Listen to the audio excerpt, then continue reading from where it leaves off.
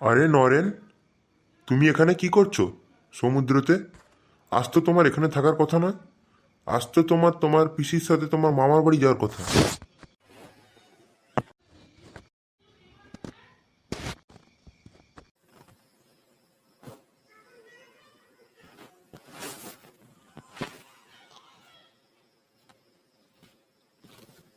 আরে দাদা, তোমার গোঁফটা তো বিশাল বড়। এইরকম গোঁফ যদি আমাকেও দিত ভগবান, তাহলে আমি ধন্য হতাম।